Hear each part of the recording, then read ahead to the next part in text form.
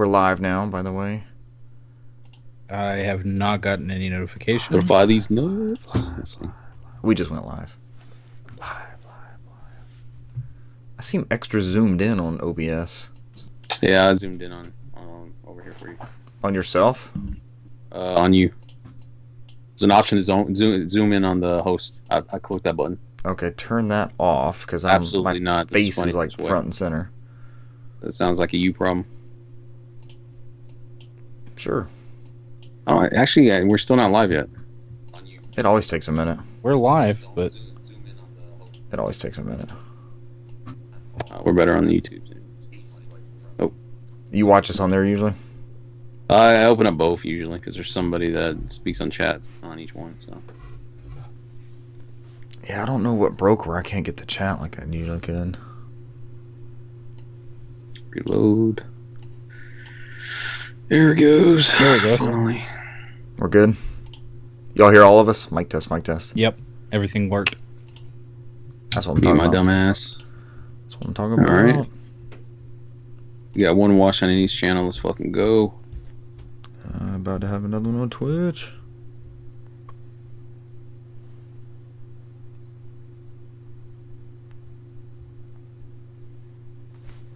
Yes, SR, thanks for monitoring the chat. I might need to reinstall Restream or something, but something broke and it used to launch side by side, now it doesn't do anything. Man, this is the reason why I have 5 monitors for. So I can... You are the chat monitor. We appreciate your service. Alright, y'all ready? That's right. He's all over me. I knew that was coming. For some reason, I knew that was coming. I knew that was the reply. Holy shit, it takes like 15 different tabs to open up one fucking Google Drive thing.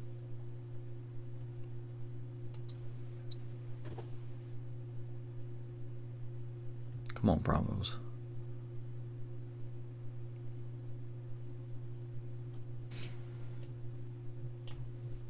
Ladies and gentlemen, welcome to episode 227 of the NOFODcast. We are No Outside Food or Drink, the Southeast premier video game podcast. Tonight, a small smattering of news. New cloud gaming handheld? Question mark. What could that be? We may have talked about it before. Find out later. EA and Koei Tecmo premiere new game. PlayStation Stars is going live. Is that like PlayStation Home? Find out later. We'll discuss. Google finally pulls the plug on what? Gmail? It's about time. So we are getting a Silent Hill game. Another question mark. Let's go with that. So we are getting a Silent Hill game. Cesar says yes. And we have your October PlayStation Plus titles and your Xbox lames with gold, even though they're not 360 lames with gold anymore. I'm one of your hosts, Richard Bergman, joined tonight by Newsmaster Brant McKee. Yes. What's up? Was it we were never debating that you were not Brant McKee. I don't know what it was a very resounding agreement. I don't know, man. We saw the reason why Brent was on the Halo last night because he was playing football for Stanford. So he was the McKees. He's the quarterback. Yep. I was like, damn, that's why he's never playing Halo ever since college football season started. He's been gone, so makes sense. Brent flies to California, plays for the Stanford Trees. Brent, this is a very specific, deep Cesar lore that you're getting roped into. He is the lore master. Stanford Trees is they're the Cardinal, but they have like a tree as their mascot. The Cardinal. And then we're playing Halo, and I'm looking over to the side. I'm watching this game because it's the only game on this late, and they're playing Oregon, and so we're playing Halo, and I'm glancing over like, where the hell's Brant at? And Cesar apparently has the game pulled up too. He's like, I don't know, he's a quarterback of Stanford. Look over there, and it says the quarterback stats on the bottom, and it's like T. McKee, 5 of 7, 320 yards. I'm like, holy shit, it's Brant. Brant is a quarterback for the Trees. He just doesn't tell us. Moonlight as a quarterback. Podcaster by day, quarterback by late night, and by Halo night. It's got to fly back home for Sunday for podcasting. I can't watch film, guys. I gotta get back. That's what the haircut's for, so the hair can fit under the helmet on game day. And he's nursing all the bruises. I mean, I know if he's like a clean cut and shave, we know he joined the Yankees, so. That's also a very specific career move going for football. Who's that? That's our resident lore master and page master, Cesar Concepcion II. Hello. You didn't agree wholeheartedly like Brant did? Yes. It's me. Thank you. Thank you. I'm Cesar. Correct. All right, let's get into this news. New cloud gaming handheld. Oh god, it immediately pulled up to the Stadia article. I don't think that's what we were after. Oh god. Yeah, That would have been the I news think you for alluded to like this. 2 years ago. We had talked about it a couple weeks ago. They hadn't announced. Logitech was doing a cloud gaming device, and this is the final like full show of the hardware, and it's $350. So It's $350. It's Android powered. It'll natively run Google Play Store, Xbox Cloud Gaming, and NVIDIA's GeForce Now. 12 hours or more of battery life. I think you could pre-order for $299, and then they briefly on their website had it for $249, which makes it more enticing, but still not quite. Like if you heard people's impressions going to the event, they were kind of up in the air. And the price was a big thing from it, but it's an LCD IPS screen, so it's not up to snuff with Switch OLED or even the Steam Deck. I believe I saw some comparisons too, where it was like this is not quite there. This article comes from Tom Warren at not Windows Central at The Verge. It's the Logitech. Is it just called the Logitech G? A Logitech G cloud gaming handheld. yeah, Sounds like a Logitech product when they just throw a G in there. It does, right? Yeah, Yeah. it has to be. It's the Logitech G. You know that. That's their microphone line. That's what they make. Those are their mics. Cameras, all that bullshit. The Logitech G button works much like the Jewel in an Xbox controller, bringing up a submenu to allow you to pause or quit games. The home button will simply take you back to Logitech's launcher. Logitech launcher. Take me to the Logitech launcher. That's all we need is another launcher. Yeah, I know. then. People be bitching. Gaming. Oh my god, why do we have a Logitech launcher? Like, no. That's not what we mean. It's just a button. It's fine. It's not a big deal. Why can't we just load a Steam launcher on this thing? So bitch about. There are also 2 bumper buttons, 2 trigger buttons, much like modern controllers. Logitech's handheld also includes haptics, a gyroscope, and remappable controls. So Brant can fulfill his destiny of playing with tilt controls. And you know what's coming. Inside, Logitech is using a Qualcomm Snapdragon 720G processor, which is an octa-core CPU running at 2.3 gigahertz, 4 gigs of RAM, 64 gigs of storage, and a single USB-C 3.1 port, which should charge the 6,000 milliamp hour battery in around 2.5 hours. What is that? 6,000 milliamp battery. What does that compare to? Is there anything on the market that's... Because I know there's Steam Deck competitors, but everybody's coming way in on the battery. Nobody can touch the Steam Deck battery. Convert it to, was it gigawatts? And then I'll figure it out. 1.21? yeah, it's nowhere near 1.21. Is it more than 1.21 or is it less than 1.21? Very, very much less. Yeah, I don't think a clock tower would transfer power to this. From the Logitech Hub? Yeah. G Cloud TV. I need to play Halo Infinite streaming. Get to the clock Welcome to tower. the clock tower. Yeah. I like this lore. Does that's our go on? How do we make it work? I don't know because they can't connect to the Azure servers in that time period. So it's a waste of time. So Who's the president then? Future boy? Ronald Reagan. The actor? The actor? We had to go through the bit. Sorry, people. Oh, it's what we do. We had to get through it. Logitech has worked with Microsoft and NVIDIA to integrate Xbox Cloud Gaming and NVIDIA's GeForce Now service. There was another like Steam Deck competitor thing that I saw. None of them have the PlayStation Remote Play baked in. Is that just licensing? How does that usually work? Does anyone know? Outside of the Vita? I haven't seen anything about that. Because when I look at these handhelds, I'm like, okay, what all does it support streaming-wise? Like, the GeForce thing I know is a big deal. We know that the Xbox Cloud Gaming, since it doesn't seem Microsoft's going to make its own console, portable, hybrid, whatever, not necessarily a Switch thing, but some sort of streaming apparatus, it seems like they're pushing it onto these platforms. I guess what I'm leaning towards, I read an article where people were talking about the Vita coming back, like a Vita type successor. There's just a great screen, online connectivity, remote play. It's like a dedicated remote play device, and how much people would be down for that type of Sony device, which I think that would sell 3 of them on this podcast pretty quick. But If it plays video games, then yeah. Yeah, pretty much. That's us. What does it do? It plays UMDs. Otherwise, go I on. can just stick my backbone in my my Apple phone. So I'd be okay with another UMD machine. that'll never happen. Yeah. The Verge notes that you'll constantly need to be near Wi-Fi signal. The early adopter price is $299.99, but the actual pricing is $349, which the Verge notes is between the Switch's price of $299 and the Steam Deck. I'm glad we compared these two. Steam Deck at these are $399. the exact same fucking thing. Yeah. They're both three totally different platforms, but sure, let's just go ahead and throw that in there.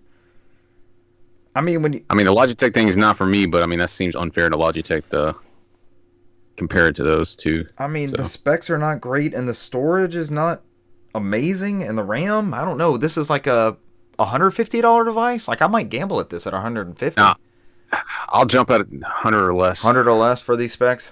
Yeah, I'll jump 100 or less. I mean, $100. I don't think it's that bad of an investment. So no, I'm not. I can buy a used Vita for like $150. I'd rather, I don't know, $100 less. If you got a remote play. That's just me. And you're able to use your Steam Deck for Game Pass streaming, right? Unofficially. Yeah, and I can remote play it in my PS5 with my Steam Deck. So there you go. You've got that device. Yeah. It does look comfortable. I read good things about the actual hardware and people holding it, interacting with it, that sort of thing. So it looks neat. You know what? I'll buy it when Brant buys it. If Brant calls my bluff and throws $349, then I'm out $349. Damn. So. I'm with you. 100 or less sounds right. Brant's like, I'm gonna fuck you over. $349. I'm day one. I'm purchasing it right now. I do $150. I like Logitech stuff, and I think do I play enough streaming's so hidden. Dude, it's gonna be $100 quick. Yeah, I gotta get. Gonna be $100 quick. Black Friday sale. Yeah, was that Black was Friday that Brant? fire sale. that was one of those things when the tweet came out and showed me that I was like, at $350, no. And like immediately I scrolled down and looked at the responses, and somebody immediately said, "Nah, not for $350." No. So. No, that's for it to be. There's no native. Like, what? Can you download anything natively on it on that GeForce or anything? Can you? Is there any sort of native playback of I'm going to download a game and take this and it's on this thing? You always have to stream to it, correct? Mm-hmm. That's what it sounds like. That's a Windows laptop. Can none of us get a Windows laptop for less than that and get all those things and PlayStation Remote Play? Oh yeah. Yeah, that's a tough sell, but it's the whole form factor. And isn't Tencent making a machine like this? And there's more Steam Deck competitors of sorts that are trying to make these sort of things. Oh, there's competitors out there, GPD and the Odin. The Odin looks nice. I've seen some Odin stuff. It looks good. The Odins don't seem that nope. bad. Brant's like, I've looked at a bunch of videos on the Odin. The Odin Pro. Yeah. That's the one I think they told everybody just to go ahead and purchase and stuff. Pal Kitty, and there's all sorts of different of those machines coming out of China. Those are different toys, Brant. No, Pal Kitty. I think. Pal Kitty. The Pro? Are you going for the Pro model? Oh yeah. With the haptic feedback? Go Pro or go home. Alright, somebody tell me about Wild Hearts, which is launching February 17th, 2023 for PS5, Xbox, and PC, according to Gamatsu. This is... And poor Sal Romano. EA and Koei Tecmo's collaboration. And like you said, it is coming out for all of the current gen hardware, PS5, Xbox Series, PC via Steam, Epic Game Store, and Origin, February 17th, 2023, for $70. It's only current gen. That's important. Yeah. This is a hunting style game. I guess it's kind of their answer to like Monster Hunter. takes place in Azuma, a fantasy landscape inspired by feudal Japan. I watched some gameplay of this. It did look pretty bad. It did look bad. The screenshots look interesting. It looks. It would be worth a try, I would think. I don't know if I'm jumping at 70 on this either. I'll wait for a sale or Game Pass or something. But so these last few Warriors games have not been mega popular. Do you think this is time for them to pivot to a different IP and kind of let Dynasty Warriors chill out for a little while? Koei Tecmo's doing a lot. They're branching out right now. Well, Brian, like you said, if you look at the comments, this is like the third game. This is like what the first two were. It's Tukiden. Oh yeah. Tukiden. Yeah. What was that on? That was on. It was a Vita game. I thought it was a Vita game. For the PS4. Yeah. Tukiden. Players will be able to journey through Azuma as a lone wolf or a pack hunt with up to 2 friends. Hey, there you guys are. So we can all get this and pack hunt. This is the next Babylon's Fall. Games co-op and cross-play features across all platforms. Players can expand their battle plan and go on special missions while pack hunting. Join other hunters in the world to take on Kimono and other on their own. I'm guessing that's Kimono are these different monsters. The Komodo range from plant-infused squirrels to the massive king tusk wild boar. Plant-infused squirrels. Plant-infused squirrels. Sounds like an exotic dish. Like that, just some giant bearded man living in the land. Here's my plant-infused squirrel. I just hear Kaz Harai. Giant enemy crabs. Plant-infused squirrels. Brought to you by the power of the PlayStation 3. Yeah, it looks interesting. Does look good. Go check out the trailer. It's a new IP, which is... It feels like so many things are just derivative these days. It's fun to get something new and exciting. Yeah. All right, next up. Brant's added news. No, this next up is PlayStation 4. Mine are out. Not the All-Stars that Brant Mine wanted. are out of order. I really wish it was PlayStation All-Stars, but I can do this one. This one's Gematsu It's already from out Sour in Japan. PlayStation All-Stars 2. It came out in Japan and Asia September 29th, October 5th in 3 days. 3 days in America. October 13th in Europe and Australia. Full experience is accessible through the PlayStation app, and the console support's coming later, so it's coming through the app first. Okay. We're going to go down there. We did the launch. It's coming up. So what do I need to join PlayStation Stars? It's just a little bit they did on the blog. PlayStation Stars is free to join. You'll need only to have an adult account for PlayStation Network, accept programs, terms of service, yada, yada, benefits. That's a PlayStation. While you will earn certain benefits for being a PlayStation Plus member, PlayStation Plus membership is not required to join Stars. It's going to be fully accessible through the app on iOS and Android. You can also join PlayStation Stars via PlayStation.com. They have plans to expand to console devices in the future. Sorry, Cesar. So, I'm just reading the part in the fact where they say they are not one of a kind, nor does it leverage blockchain technology. Mm-hmm. Yeah, they had to re-clarify again that this is not an NFT because like whatever you get is yours. You cannot part with. Right. Cannot sell which these. Is part of the NFT thing. Yeah. But you can display it in a virtual display case for everybody to see. Mm-hmm. That's different. That's kind of like trophies. And there was something weird I heard about all the different tiers of PlayStation Stars, and there was something in one of the tiers about how since it's out in Asia now, they were finding that I guess one of the perks to being one of these higher tiers in PlayStation Stars was getting better customer service. That's so weird. They were kind of the words is priority. Priority Customer customer service. Which is bullshit, but it's not surprising because there's other companies like Best Buy who does it under their bullshit rewards programs as well. So it's true. Like you get extended return offers on certain days, and if you pay $200, you get Total Tech, and you get more priority on this bullshit and longer returns, and it sucks, man. It's just the first time this has kind of hit the gaming world type thing. The thing is, you just think, because that retail background, I'm like, yeah, somebody who spends the most with you, that return policy and all that is pretty much wide open, right? You're working with the customer at that point on whatever they want.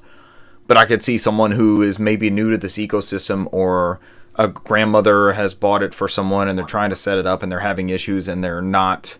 I'm not saying they're going to be at the bottom of the list, but it automatically they're disqualified from if that's the way that they separate out these service agreements, that for some reason that would put them behind anyone else would be unfortunate. I mean, it's a bad look on Sony if that's the case. So it would be. Yeah, it truly would be. Which, I mean, I don't know, man. They've done this mistake even with the PAL games on the classics in Asia. So hopefully they'll clean it up when they roll it out to other regions. So yeah, stars. But yeah, so going through the program's going to have like their monthly check-in campaign supplies requires you to play any game to receive rewards. So I think based off the games you buy, the trophies you unlock, it gives you rewards that you can use to purchase those digital collectibles and loyalty points. I think the most important thing that I think I got out of this is that I don't really give a fuck about the digital collectibles. That's just me. I mean, that looks neat. Some people do. I think that's none of us out of the three of us here. But you could use that to get points to get purchases off of your PlayStation purchases on the store, which is what Nintendo does with their Gold coins. Yeah, similar to that. I do benefit from the Gold points because I forget and then I buy something digital. It's like, you're gonna get $3.50 off of this. I'm like, oh yeah, I didn't know that. That's good. I think I'll utilize that more. It's similar to when I had my Sony Rewards app, because I think I was buying a whole bunch of shit on PlayStation Network and I had like enough rewards in the Sony Rewards app from what I was buying on the PlayStation Store to get like a free game a year or some shit like that. That adds up. It's not significant per purchase, but over the course of being in that library and that ecosystem, which is how these things should work, where they reward that consumer that's in that ecosystem. Yep. So right now, they said there are rare digital collectibles. Sure, as Brant has mentioned, you can put those in a Nito Showcase trophy case or whatever the fuck you want to call it.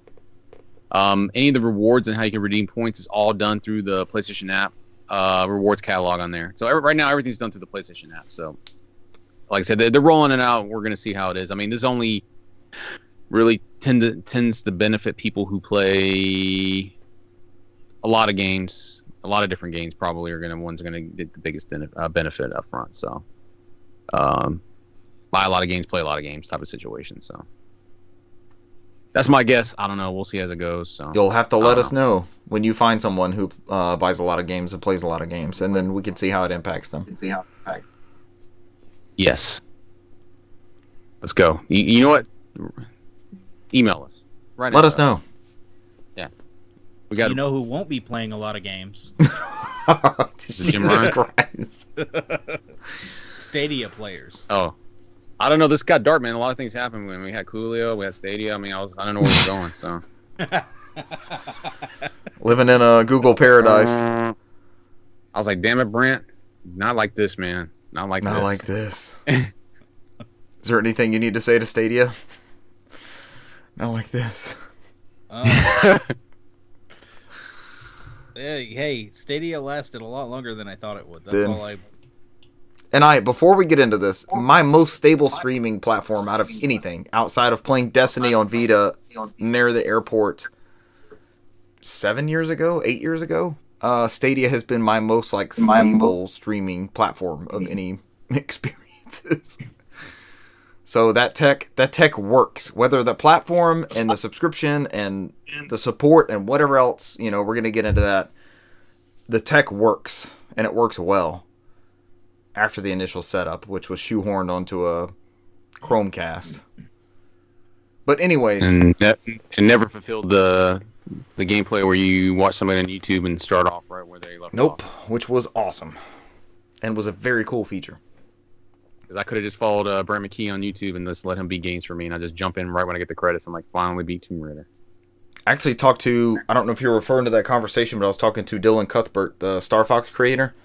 He feels like that was the major thing that it lost out on. And I mentioned saying like that was the thing that sold me, is like you saw somebody playing Tomb Raider and then they dropped straight out of the game into the YouTube video and vice versa. And I was like, this is something you can't play anywhere else. Nothing else does this. This is awesome. This is such a cool thing about this, and it never came to fruition. We never got that feature. Anyways. So, Brant, you want to finish the fight, or I can finish the fight for you? It won't take much. It's a short article. Yeah, January 18th, 2023. That is the... All right, I'm putting it on my calendar right now. That is the official shutdown date for Google Stadia. Oh, no. How long have I got PUBG? All hardware purchases made through the Google Store, all games, add-ons, contents, purchases made through Stadia will be refunded by mid-January. I think from what I read, they're gonna refund me my $20 or $40 or whatever it was I got with a free. You got it from them directly, right? Yeah, and I don't. Yeah. I almost think it's whatever you got from them directly. I think I got it for free. I don't think I paid anything, or I had to pay for like a month of the Pro. That might be what it is. I had to pay for like a month or two of that Pro subscription, the $10 thing. That might be what got me. I'm also noting, as Brant goes through the article, that Phil Harrison killed another game console. God damn it, Phil Harrison. I mean, he didn't. Did he kill a PlayStation at all? No, not a PlayStation. It was what is it? Xbox One. He went to after that. Yeah, he jumped over to. He killed a Dreamcast, right? No, that was Peter Moore. Peter Moore's the Dreamcast killer. Yeah. I'm sorry, Brant. Continue. I mean, they talk about the fact that it gained traction, but I guess it technically never gained popularity. Just like this podcast. They did talk about the underlying technology that powered Stadia had been proven at scale in transcendent gaming. They see the opportunities to use this across the other parts of Google, like YouTube, Google Play, AR, and aren't they going to basically like shop that around? I thought that I heard that. Yeah, they're pretty much. I think we talked about that almost a year ago. Like they were going to scale back first-party development, and they were going to be trying to license out that technology to see who they could get to grab hold of it. Mm-hmm. Yeah, they killed the first-party studios and game companies. So and then I think it was the nail in the coffin. Sony went in there and bought up a good bit of them, right? Like when they went independent again. So I looked up Phil Harrison. The other platform he killed was Gaikai. I forgot about Gaikai. He didn't really kill him. He handed him off essentially. But then he was. I thought he was a hidden agent for Sony. Yeah, he was with Microsoft Interactive Entertainment from March 2012 to April 2015. So like, not great Microsoft era. Coming off a high, but didn't really guide them into the next stage, as it were. And also Infogrames. He left Sony and went to Infogrames. I don't know, man. It's Google, man. It's 50% Phil's fault. I mean, he's just the bad Phil, man. It just happens. Spencer's the better one. So. I mean, we've all used Google products that got the rug pulled out from underneath them, between Hangouts and add Stadia to the list. But there's I think it's a website you can go to, like googlegraveyard.com or something. You can scroll through all the things they've killed. They've got like a gravestone for each product that the Alphabet company has pulled the rug on. Again, this is badass tech. Whoever wants to end up with this and can actually support it is gonna get some badass shit.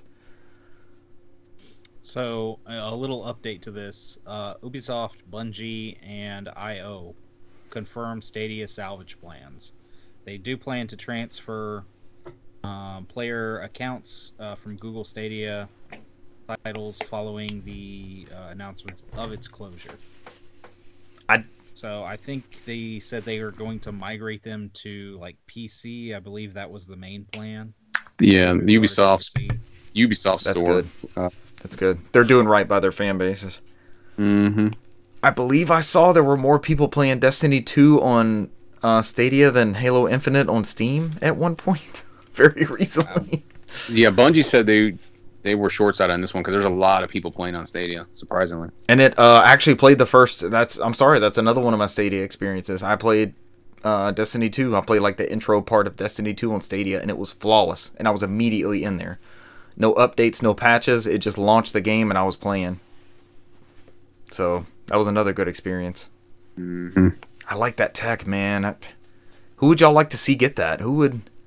Is Nintendo the only one without a major like cloud streaming leveraged partner? So some people were saying Sony. So with alongside Gaikai, like both of those technologies. I mean, they had signed that letter of intent to use Azure with Microsoft, but that was just an investigative one. But somebody had said that they decided not to go that route, and they didn't have anything set now. So I wouldn't be surprised. Who powers? Do you guys know who streams the Nintendo Switch cloud version, like all the Resident Evil games and everything? Do y'all know who powers that? Where that's streaming from? Is that some Amazon server farm in Las Vegas or something? I don't know. I would love to see somebody really. I don't take know enough advantage to of comment this. on it. So Yeah, I'm sure that's probably left up to whoever is the developer for that Mm-hmm. game. That way, when it shuts down, then the developer can get all the blame. Maybe a new Switch, but I think they would leave. I don't know, because Nintendo seems to be leaning more into that cloud stuff. And I know Reggie's not associated with Nintendo at all. I'm not tying the two together. But Reggie on his book tour was all about, like, there should be no platforms. People should just stream console games to their phone. And he's, like, all against the blue ocean of the Wii and everything. He's like, no, Reggie, shut your mouth. That's not what anyone Reggie, wants. But it's like, yeah, Reggie, no, stop. You're swinging and missing on this one. You're far away from what people are actually wanting and asking for, because it's been proven time and time again so far, and the infrastructure's not there. So Stadia, what'd y'all say? Google will shut down Stadia January 18th, 2023, and it sounds like they're already lining up. So they've got 3 months to line up their refund process and everything. So those will come down the pipeline before long. Silent Hill: The Short Message. What is this? Rated in Korea from Saurmano Gamatsu. The Game Rating Administration Committee of Korea has rated the unannounced Silent Hill: The Short Message. It's a good organization name right there. What do you mean? The GRAC of Korea, Cesar?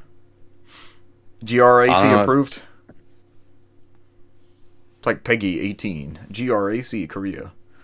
The publisher is listed as UNIANA, which regularly publishes Konami games in Korea. Konami's free-to-play soccer game eFootball 2023, published by UNIANA, their last masterpiece, was also included in today's batch of Korean game Last ratings. or current masterpiece.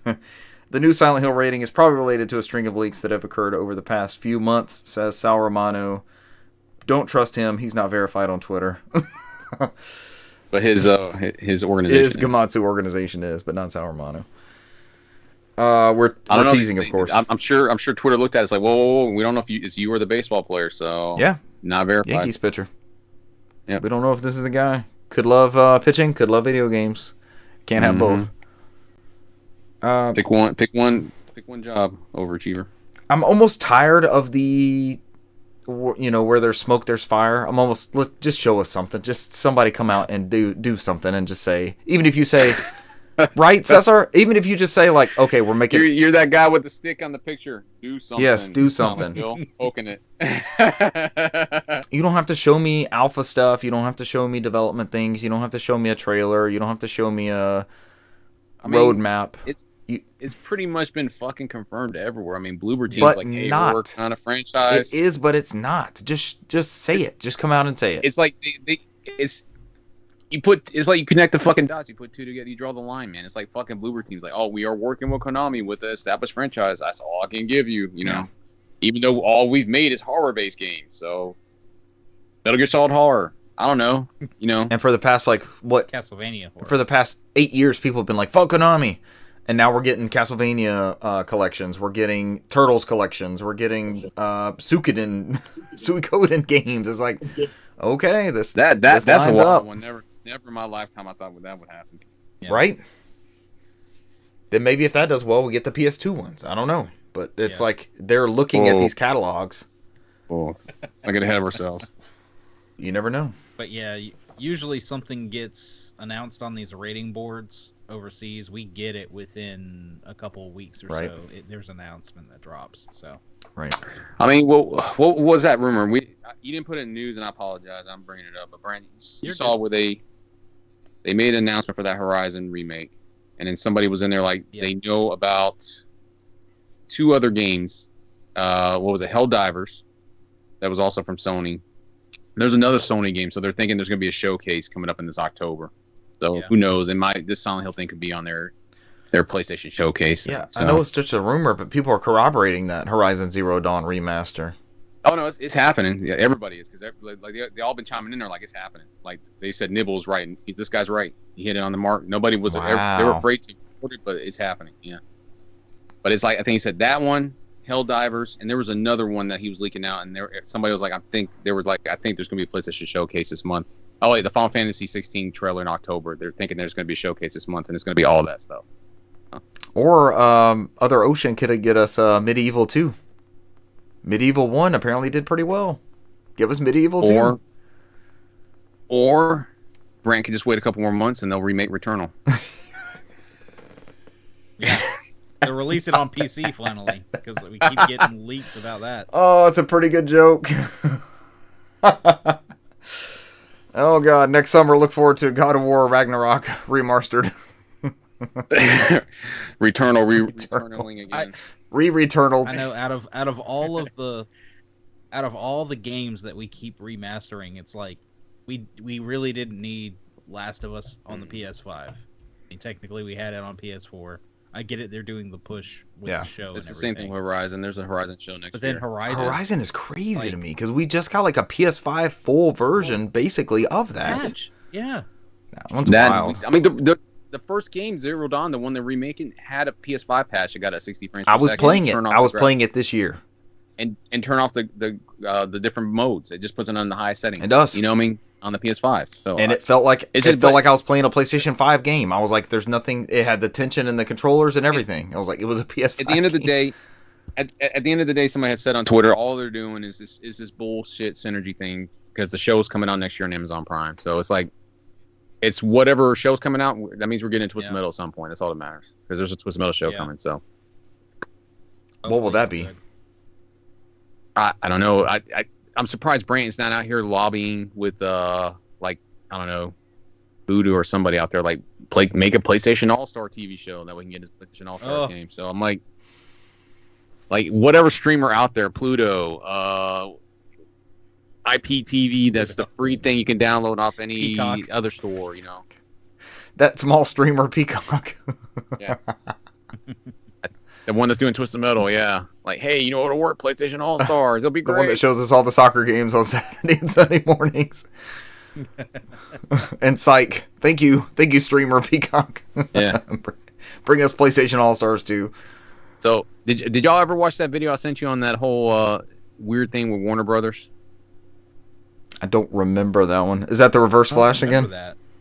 No, I sent y'all a video that so I'm gonna digress a little bit. I won't spend too much time because I want to spend all day on it. So, like, what's happening in the game industry is very similar to what's happening previously in the movie industry. This was like maybe a week back ago. So you have this bit where Disney went in and they bought Marvel, they bought Lucasfilms, and then they merged with Fox. Well, they didn't merge. They bought Fox, and they already had took them in. ABC and ESPN and everybody else. Yeah. And it's kind of similar to what Microsoft's doing. It wasn't a big deal. The government allowed it because there was a lot of movie studios now, but there's been a lot of consolidation in the movie market now. From the last couple of years, there's not many movie studios left. So Discovery had bought Warner Brothers, and it turns out that somebody had leaked out that, like, Hollywood Life or something like that leaked out, like, they're not keeping Warner Brothers. That's why they're canceling all the shows and skinning it down. Their plan is to sell it to Universal, and have them take in that library, take DC Comics, take everything. That's their plan. And they can't do it till 2024 because that's when the deal's going to be completed with Discovery. But Discovery's not keeping it. They're trying to make a quick buck off it. So they're worried about the regulations because by then there's Amazon bought MGM.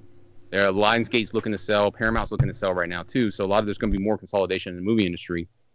So now they're saying that the deal won't go through, but now they're making that argument that, like, hey, we got to compete with Disney. You let these guys buy everybody they fucking want. Right. So for us to compete, we need to buy Warner Brothers. So like technically that deal shouldn't pass through. The door was open for monopoly them. things. Why can't we do the same? So like that's like kind of what's happening in the game industry, because you have Microsoft buying a lot, Tencent's coming buying a lot. There's not gonna be much left in the next couple of years, and it's gonna be this point where like whoever's buying up now and is getting big now is gonna be king because they can do it now. So all timing. But that was a whole bit on there because they were talking about that they may not keep Warner. That's why I sent it to you guys, because they may not keep Warner Brothers. Yeah, I remember that. Yeah, I've been hearing that a so lot of places. They were like they might not keep Warner Brothers, the game studios of Warner Brothers, because they're like, well, they said the only thing they want to keep is probably Mortal Kombat. That's probably the only thing they want to keep from that game studio. Is this as an IP to market? Is this back to like a couple of years ago when we were talking about they might make Batman available, like they wouldn't, like Rocksteady and all them? I think they're talking about they might do the exact same Disney's doing with games right now, where they just buy up all these IPs and license them out, not make them internally. So they will sell off Warner Brothers Studios, NetherRealm, get rid of all of that. Rocksteady. They're just getting out all together and just give it to the highest bidder who wants to make those games, kind of like what Disney's doing. If you watch that video, it's pretty interesting because they said it's very similar, because Universal Studios has their own theme parks. They have a lockdown on Harry Potter, like on their streaming service for Peacock. It's until 2024. Yeah. They have the Harry Potter ride, so that's why a lot of this will go well for them to buy Warner Brothers, because then they will fully own the Harry Potter license. They went down the list who they will own. They will own Jurassic Park, Fast and the Furious, Harry Potter, anything from the Warner Brothers like DC Comics. I mean, there's a lot of stuff on there that one studio will control IP wise at the end of it. So send me that again. I wouldn't mind watching that. I don't know how. Yeah, it's only like a 20-minute video. Yeah. They broke it out that's what's happening. That's why they were canceling all these shows on HBO Max and not renewing everything. They were licensing out their own shows instead of doing it on HBO Max, because they're trying to make a quick buck. So. Yeah. All right, let's wrap up with your PlayStation Plus and games lames with gold titles. Some good ones for PlayStation, I would believe. We have Hot Wheels Unleashed, which Cesar and I spent a decent amount of time in over the past, 2 months or so? And I spent a decent amount of money. Brad, did you ever try this one out? No, I downloaded the 2-hour thing, and I never downloaded it. You're good now, but I get it for free. I think I have like 15 minutes left of my 2-hour thing, so it's like that comes out pretty good. And we never got the physical one, so I was like, all right, let's just wait for that. What's that, Cesar? Oh, I missed it. My bad. you blipped on us, Richard, for a second. Yeah. Yeah, you were doing the John Cena thing. Wi-Fi. Like, you can't see me, but I can see you do this. God bless Wi-Fi. That's all it's blipped so far, so I think I'll count myself lucky. Hot Wheels. Speaking of Warner Brothers. Oh, yep, there we go. Is that a prelude to something else, you think, guys? Brant, you think is a new one of these coming? Oh, I don't know. The Injustice games are pretty popular, so yeah. I would assume they'd do something else. What the heck was that? What the heck is that? Is it here with me? I don't know. I'm lit up, but I'm always lit up. Oh my god, it's like we're in a trash compactor. That is, of course, Injustice 2 for PlayStation 4, and we're also getting Super Hot for PlayStation 4, but not the VR one, right? Not Just VR. the regular? Yeah. Yeah. Important to note. That would be nice if it was, PS4/VR title, but they haven't given us VR titles in a very long time. I mean, they're not backwards compatible with VR2, so it doesn't matter anymore. Don't rub it in, sir. I'm still trying to process that, but Cesar, you gave me faith when you said that there was insider notes that were saying a lot of these games were going to be ported or some sort of way to still play these on next generation. Is a VR guy with a very good track record. He leaked out everything that Sony's done so far. It's been very accurate. Yeah. I'm 100% certain it's probably true. I'm assuming Sony's not saying anything because they don't want to break promises again. Like, you said this. Yeah. So I guess they're just going to let the developers speak for themselves about what they're porting over and how much it's going to cost, if it's going to be free or if it's going to be paid or whatever. So we still don't know. I think it's important because we still don't know a lot about this device and this platform. And you don't want to muddy that up already when you're on, you're trying to build up, let's say launch is step 10. We're probably on 5 or 6? We're getting closer and closer and closer. We don't have price. We don't have date. So those are important things. You don't want to muddy it up with a fact of, okay, if I pop in my disc, it's backwards compatible with an upgrade, but I have to pop in a disc and then I'll download they don't want to have to go through that muddy bit. It'll be nice to have price, date, and then they're able to say something along the lines of your PlayStation 4 disc. If you pop it in, you'll be able to download the PSVR 2 version of that title, or something along those lines where it's not weird on the in between launch, because all these launches have a cadence. They're all except for we'll do a callback to Stadia. Remember when Stadia did that booth when they announced it, and they had like the Dreamcast, and they had E.T. and the Power Glove. Like they had these exhibits set up of these failed things, and for only one of those things were successfully in a movie. So. Successfully in a movie. Successfully in a movie. I don't know. E.T. was a great movie, and The Wizard was the other one. The Dreamcast was the only thing not in the movie. I leave that to your imagination, sir. You figured that out. So. Oh, but even Frank Cifaldi, because his company helped set up that exhibit, and I think he's actually auctioning off those same exhibits now. Oh, okay. Yeah, so it's pretty funny. I actually offered on Twitter to trade him my Stadia for his my rare Stadia for his E.T. and Power Glove and Dreamcast exhibits. Sure, I'll take those. This is the much rarer platform, the Google Stadia. Thank you. Tell me you throw them in the visible copy of the Ouya. Oh God. I saw Ouya at Target, man, when they were on clearance, and I never got it, and I'm kicking myself ever since then. I know we have this conversation all the time, that's why I keep bringing it up, because you always go back. I do. I literally, I can see it sitting on the bottom shelf. It's $50, and I'm like, it's gonna go lower than that. I can get it later. I saw it. I could see it. I could see it sit on the bottom of the shelf. You know how they got those specific like racks at Target with the holes in them? Like it's a specific type of retail rack that Target has. And I looked at it, and I was like, nah, I don't go lower. Did that one person behind you is like, that dumb motherfucker, and went in there and bought it? No, it sat there for longer than that last time I looked, but it never went less than that, and then I never saw one again. I was like, fuck me. I missed out on the Ouya. All right, are those all your games? Hot Wheels Unleashed for PS4 and PS5, Injustice 2 for PS4 and, of course, PS5, and Super Hot for PS4 and, of course, PS5 as well.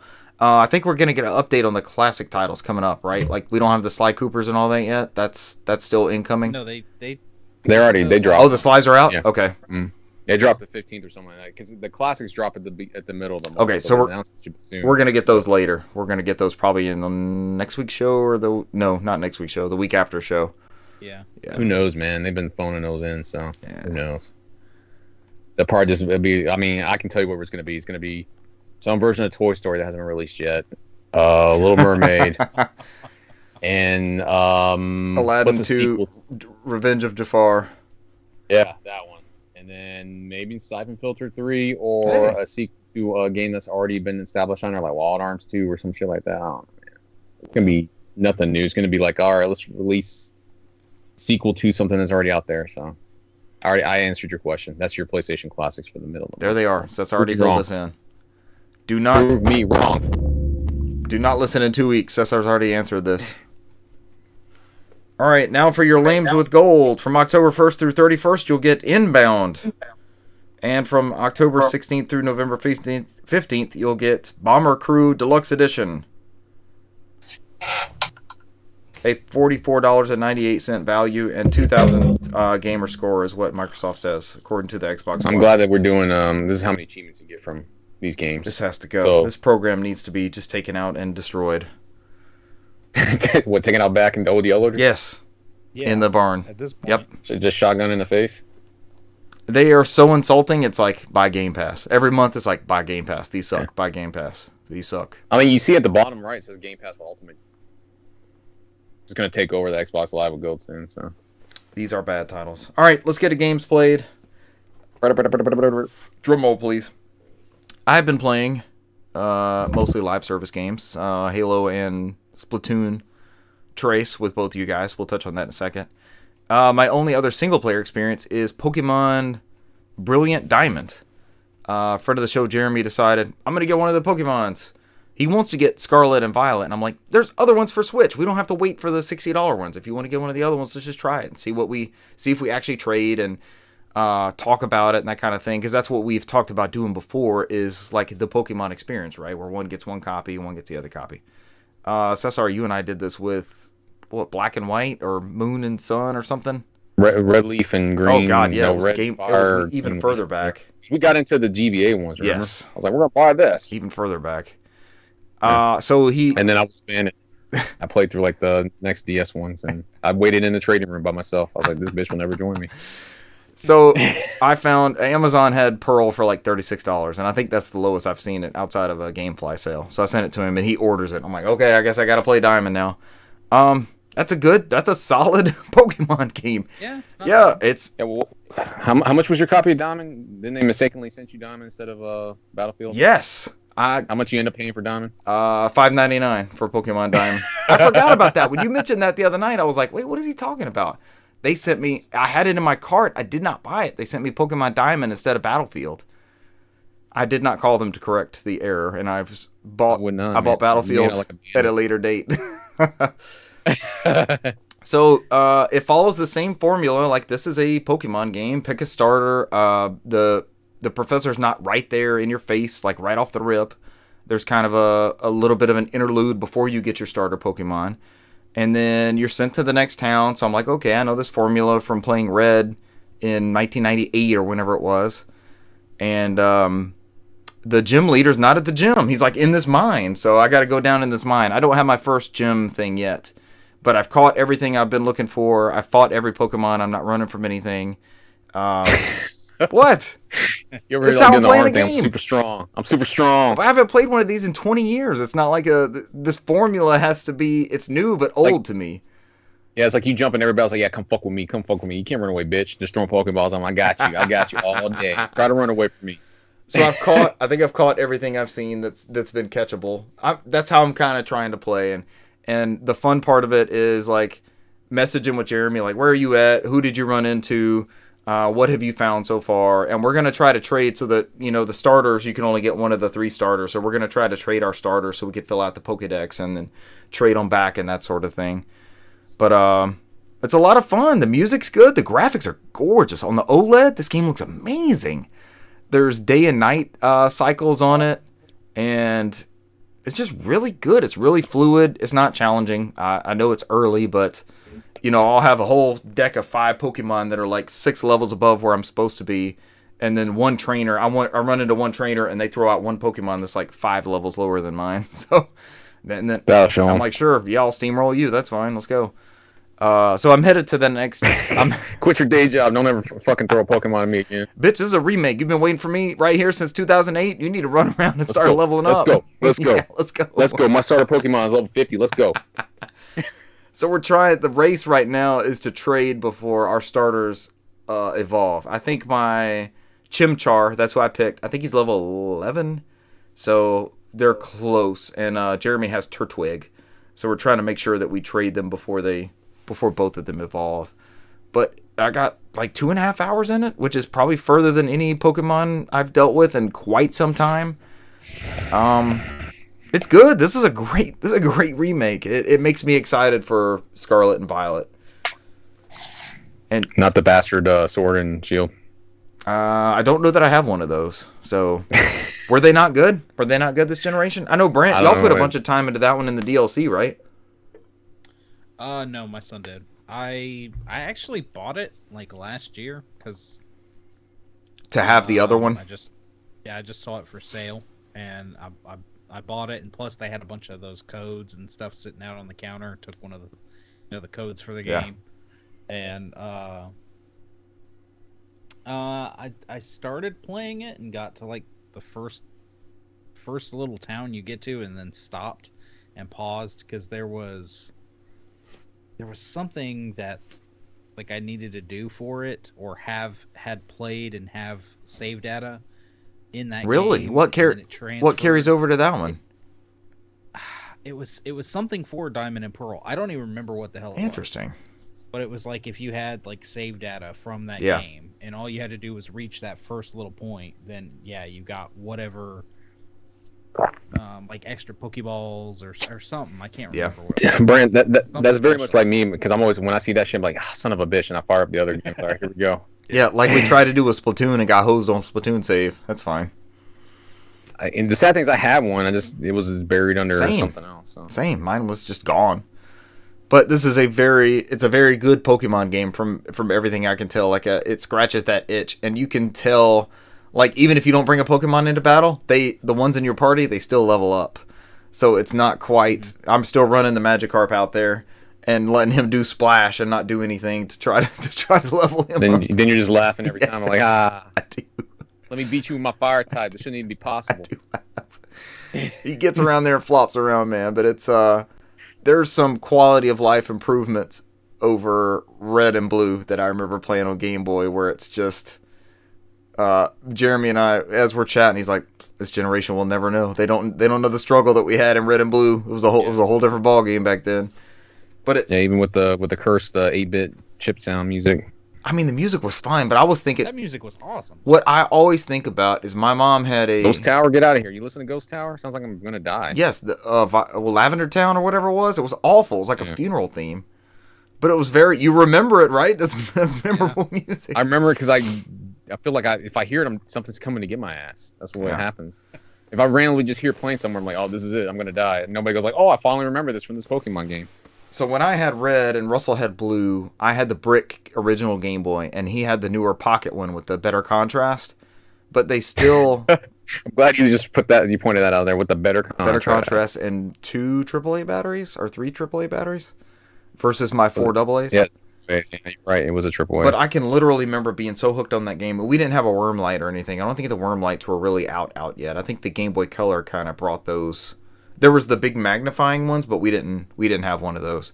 So we would literally play waiting for, Pokemon, if you're moving around on the field, if you don't do anything, nothing's going to happen to you. It's not a platformer or an action RPG or something like that, or racing game. We would literally wait for a street light. We'd be leaning, towards the side of the van, waiting to get street light pass overhead. And I think that's why my eyes are so fucked up now. I remember that in the car rides. You'd be sitting there. As soon as it gets dark, you can barely see the screen, and you're pressed up against the glass of the window, passing those streetlights every time you go there. They'll never know. They'll never know that feeling, man. And that was a struggle. And you were so glued to the game. And riding the car was the best time to play. That was the best time to get some game time in. And also, you get yelled at when you turn on the light in the back. Turn the light off. Oh, yeah, the dome light. No, I can't see. I can't back up. You're going to kill us all. Turn it off. Turn off that light. I told you to turn off the light. We all grew up in the same era. Kids will never know. And it's hilarious because, I mean, I've still got my Game Boy Color. And at one point, I put a game in it and handed it to my son. I was like, just turn that on and see how you feel. And he's like, he's looking at it. Like, how do you see this? I can't see. So great. I'm like, yeah, back in the day, man, we didn't have backlit anything. Oh, I bought my Game Boy Color, and I was getting some income at that point, so it's not like it put me in shambledom. But even though I knew the Game Boy Advance was coming, I got the Color late, so I got it literally this summer before the Advance came out. But even at that, I think the Game Boy Color was $60 or $70, and then the Advance launched for $100. Which, imagine a new Nintendo handheld coming out today for $80 or $100. Yeah. It's just like, holy crap! Please let me get this. And the games being like $20 or $30. Yeah. And then go into the greatest hits and definitely being $20. Yeah. Yeah, I miss those days, man.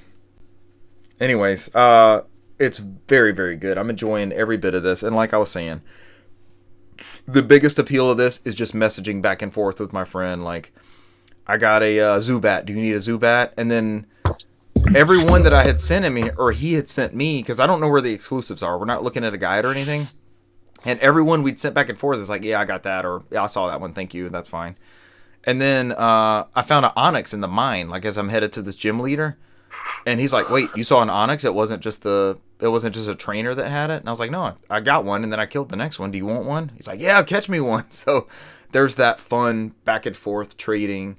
Because we want to play through the game, beat the game, but we want to catch them all and trade them and do all that kind of stuff. So it's just been everything I thought it was going to be and more. I'm having a lot of fun with it.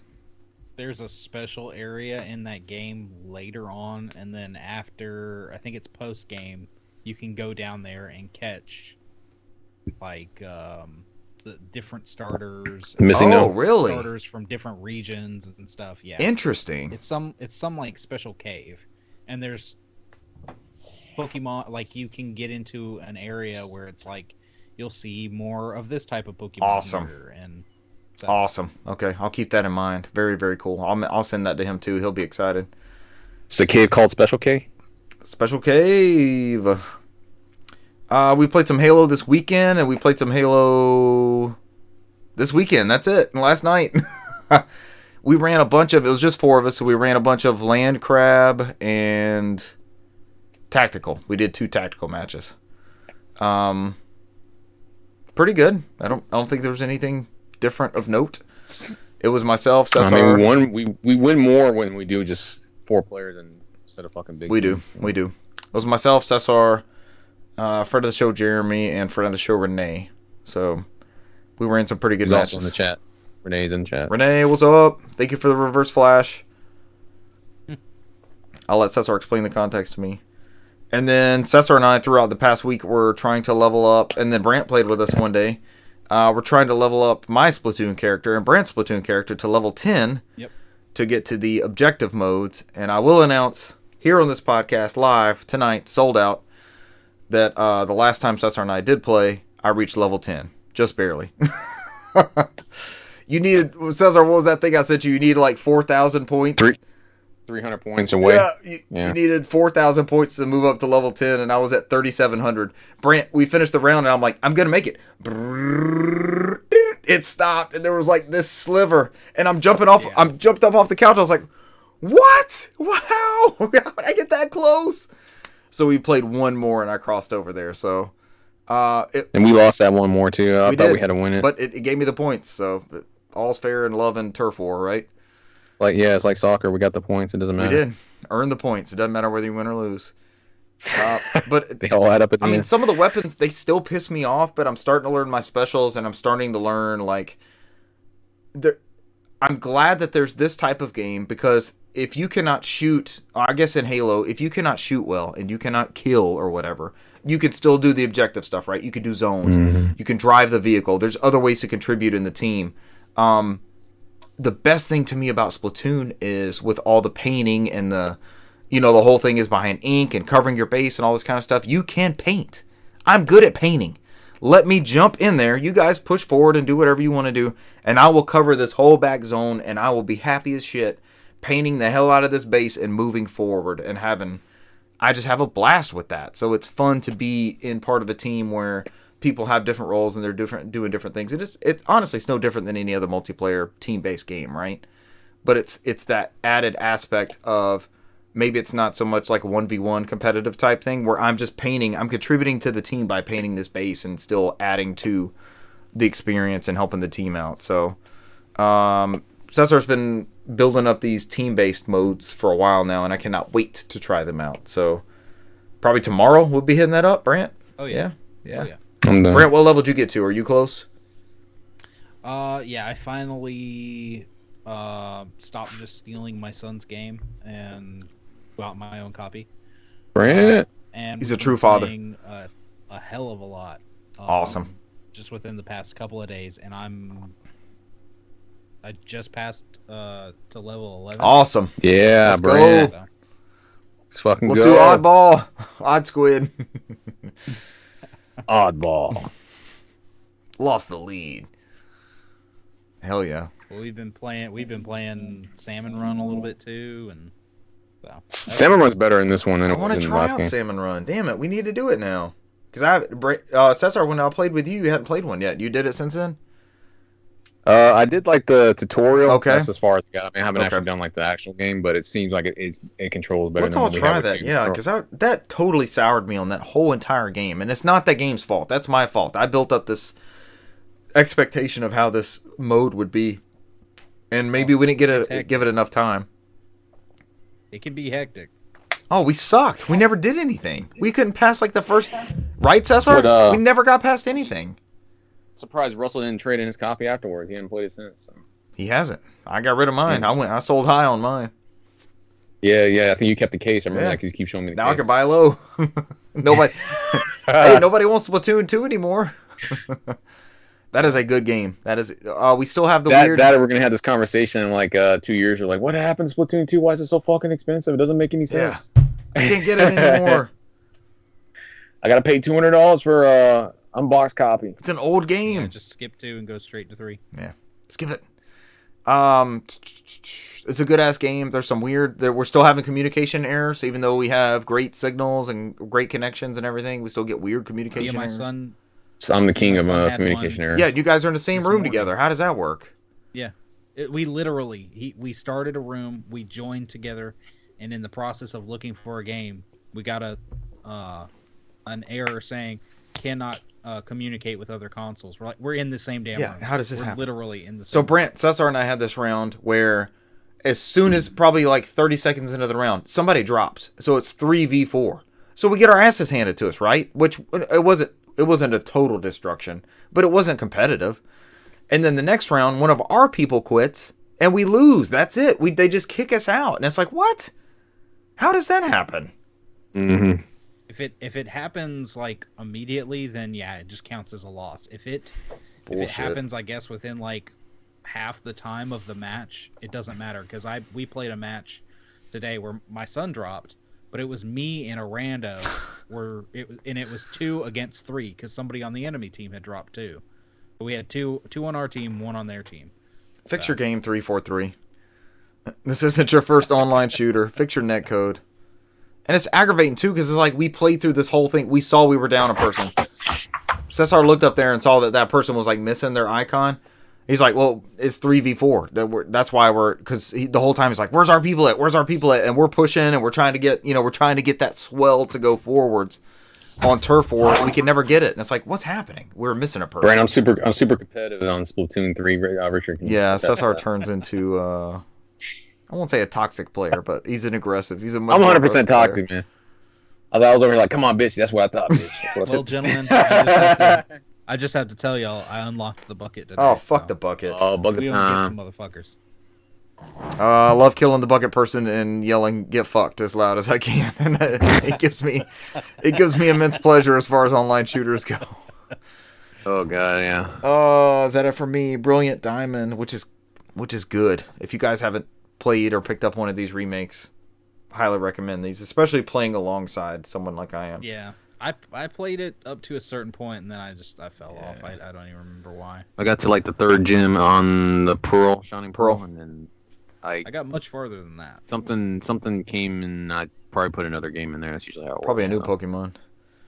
Splatoon 3 and some Halo Infinite. Those are my games played. Mine is a bit of the same. So Halo Wii U. Saturday I was telling time I played Halo. Splatoon 3. It's been my go-to game. I've been spending about an hour or 2 a day on it. It's really good. It's really good. Got to level 30 today. Damn. Dang. I've locked almost all the weapons. Now I'm at the point where I've just been doing the rank modes. I'm on A level rank. I think S+ is the highest.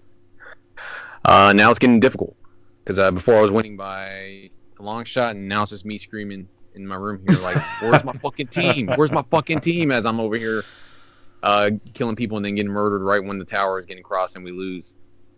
So now at this point, I've gotten to the part where I'm actually going looking at my outfits and looking at different abilities and trying to get the special ones and just going through the regular splat zones and then leveling those up before I can go into the rank modes. Because the rank modes now, when you get level A or higher, it's no room for error, man. I think the difference maker is that fucking those damn badges with different abilities. You're trying to find out what the edge is to separate you.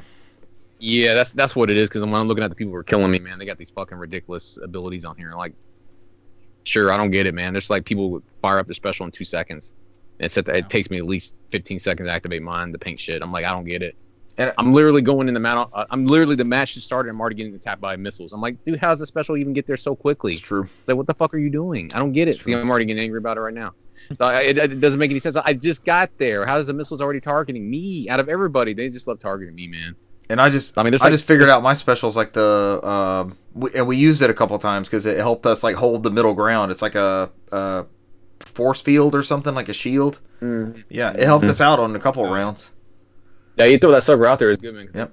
It stops you from taking a couple hits. So. Yeah, I mean, even if you throw a grenade out, it takes like I think 2 full grenades and hit it before it goes out. So it gives you enough time to get the hell out. We were trying to take that ramp, and we were able to like stay in there and keep soaking up ink and like throwing the bombs up on that ramp, trying to either take them coming down or like paint that ramp coming up. It was fun. Those are good. Those are good moments. The game's good, man. Yeah, tons of like charm. I put a lot of time in the ring battles, so it would be fun to play with those with you guys. Because I mean, there's Splat Zones, there's I'm ready. Rainmaker, which I still haven't figured out how to properly do yet. The Rainmaker and the Clam Blitz are the ones that you need good teams. Because that's the one where the Clam Blitz No is like randos. you have these golden clams, you collect those.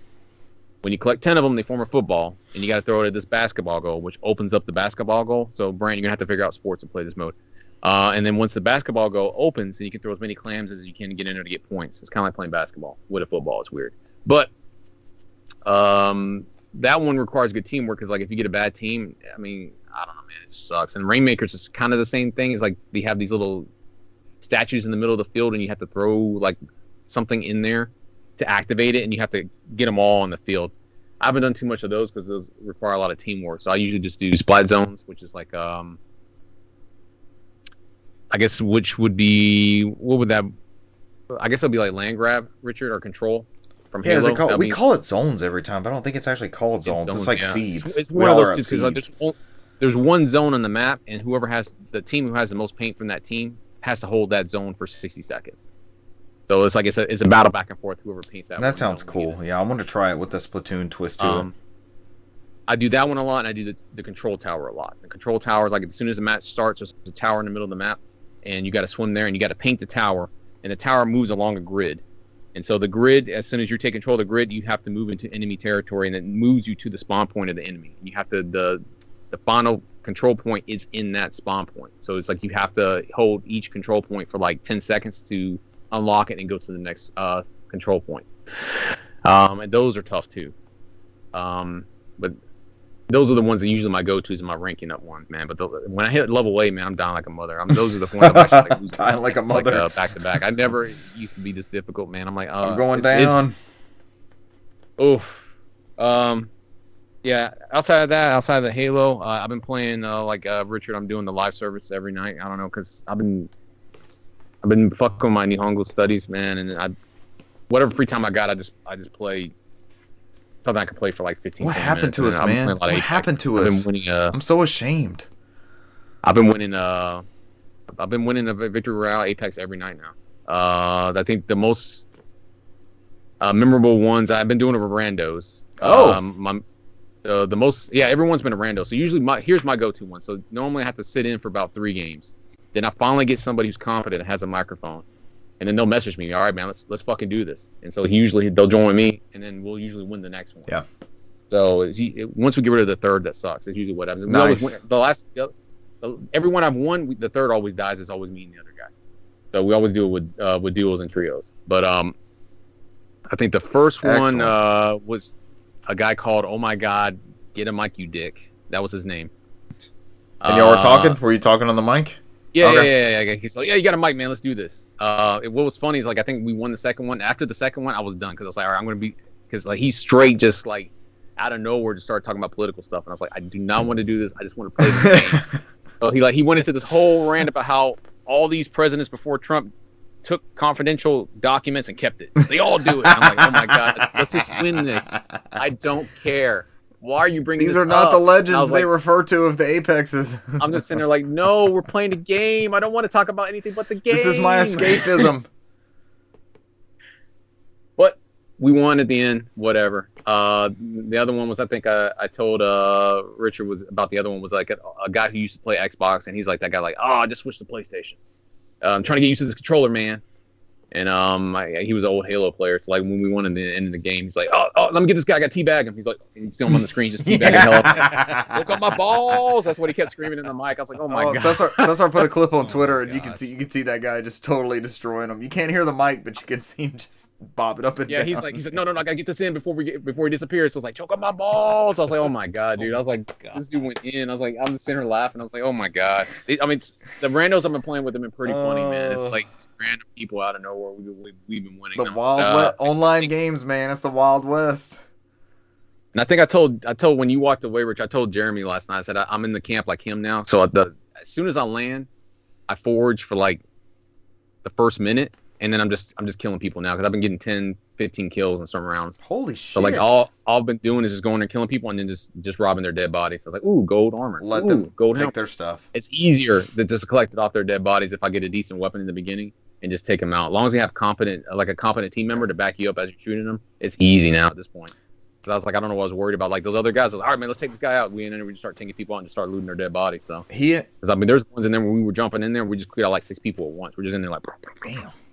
So like I've enjoyed that more now versus the slow go now. Oh. So Myself, I've been having a lot more success just taking people out. Myself, him, and friend of the show Dale got a triple team win last week or 2 weeks ago. I can't remember exactly when it was, but we randomly played like 4 or 5 rounds together and ended up winning one. That was a pretty good rush.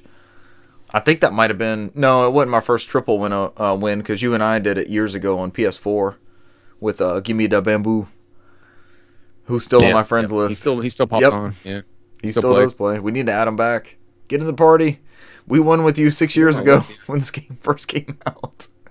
We were there. We were there when it first came out because we were huge into PUBG at the time. Was that on this podcast when we were our PUBG addiction? Brent, did you hear all those? Yeah, all this is. I thought so too. Yeah. I'm sure that was just. We were there for PUBG. That was like one of the best things. I think right when Game Pass came out. It was like one of the free things. I'm sure that content's just as thrilling as me talking about Halo every week as us talking about PUBG every week and the crazy shit that would happen to us. Yep. All right, Brent, that's it for me, man. Bring us home, baby. You got Sly Cooper Platinum on all 4 games. Aside from Splatoon, my son had his party. Oh yeah. They played. I got to jump in. I got to apologize because I told you when I reviewed last week's episode when I was editing it. I told you I'd bring you a controller and I totally forgot. Didn't wind up. Okay. I'm listening to it like I literally told him I was going to bring him a controller and then I never. As soon as I said it, it was out of my mind forever. It never crossed my mind to grab a controller. So, they wound up playing some card games, and then they went to the card VR. games. What platform is that on? The table. Tabletop, sitting at the kitchen Google table. So they the defunct already. Yeah, they pulled the plug. Support for Google Table in February next year. We set up the VR and they played a little bit of Keep Talking and Nobody Explodes, the bomb defusal simulator. They had fun with that, and then we jumped into Playroom VR, which I had talked about downloading because it's free. Yeah. It's a really fun VR experience. So once I hooked up the VR in there and we were trying things out, the missus and I sat down and we played one of the only ones that's on there. Is like it's 1 to 2 player, and it's basically a Astro's Rescue Mission demo. Is basically what that one was. I think that's my only experience with that game is that demo. Yeah, it's the second player can jump in, but they're literally like kind of hovering there, and they can vacuum up coins and stuff for you, and spin fans and stuff for you, but they can't really do that much. And as soon as you finish it, it goes, did you enjoy this? Then buy Astrobot Rescue Mission. And so. But other than that, there's a bunch of other game modes in there. There's one that's only like 1 to, or I think it's at least 2 to 4 player. So they didn't do that. The other games that are on there are 2 to 5 player, and there were five people at the party, or 5 guests. He had 5 guests, all together, including himself. And each game mode, either somebody was the player in the headset, and you had 4 controllers for everybody else, or you had the person with the headset got a controller, and everybody else just kind of guided them through what they needed. So it was a Wii U experience. Kind of. Just with a headset. So the headset one, and the two games with the headset, where the person with the headset also has a controller. There's one where it's like Wild West. So the person in the headset, you start in front of a gate, you lift the gate, you go up to these swinging saloon doors, and you choose your difficulty, and then you have to press and open the saloon doors, and you immediately walk in. There's some rough-looking little Astrobot characters sitting at the table. They all have different characteristics, and you'll see different ones at different times. Sometimes they'll have like little mustaches, regular eyeballs, or they might have an eye patch or a scar or something. And so what everybody sees on the TV is you're technically the sheriff. Your controller morphs into like a little pop gun that has like a I little see suction it. darts Yeah, on I it. see all the sombreros and And everything. yeah, Yeah. so everybody sitting on the couch has to be like, okay, you're looking for this guy. He's got, blue eyes, blue mustache, and a cowboy hat. And you've got to look at all the people sitting there. Oh, that's and shoot 'em. fun. And it usually starts off really simple, and there's like a little timer that like starts counting down immediately as they get shown the target. So it starts off with like only like 3 people, and then eventually like the saloon starts filling up with multiple different targets, and you've got to quickly choose like, okay, you're looking for this dude with the white hat and mustache and eye patch, and there can be different versions of him, and if you miss a detail, then you get dinged, and the person that you shot gets all mad and goes to the bartender and turns the screen around and points at it to the to the people that are supposed to be telling, and the bad guy winds up jumping up, shooting the sheriff in the face, so you see like a dart sticking to your face. You can shake it off if you shake your head back and forth. So then there's that response of the VR player, and then everybody else around is watching it like, no. Yeah. Crazy. And you get 3 strikes, and then you lose. And if you lose, the baddie takes out like a big bomb and blows up the whole saloon. So that one's pretty interesting. The other one is basically like a Luigi Mansion clone. So you have the person in the headset. Again, you go up to a door, you choose your difficulty, and you knock the door knocker and enter this haunted room, whatever it is. There's like a kitchen and an attic kind of thing, and so you can look around, and by pressing the touchpad, it like flashes a light, almost like a Ghostbuster beam, and you can see where the ghosts are. Yeah. They constantly move around, and then if you're not using that, it's just a flashlight. So the people that are sitting around you on the TV, once you pan around and that light shines, they can see the ghosts, and they can tell you, okay, right here, or no, bottom left, or whatever. And that literally then sounds like one of those Nintendo Land games. So you shoot the beam and then catch the ghost, and you've got to try and train it onto the ghost to catch them. And that one's pretty good. The other two, there's like the person in the headset is basically a dinosaur, and the four other, or like a Godzilla kind of thing, kaiju type thing. and the other 4 are little astrobots of different colors. And first it starts off, they have to run, and so you have the giant creature kind of moves on its own, and you can hit different things with your head in the headset, and there's debris flying everywhere, so the little players have to run back and forth and try and dodge the debris and not get hit. And then eventually they get to this like flotilla, and the Godzilla dude sits there, and the players have to attack the monster. So they're throwing all these different things, and you have to dodge it. And eventually, if they do enough damage, they can all convene on like this giant cannon and shoot you, and it like sends you to the freaking moon. That one was pretty fun.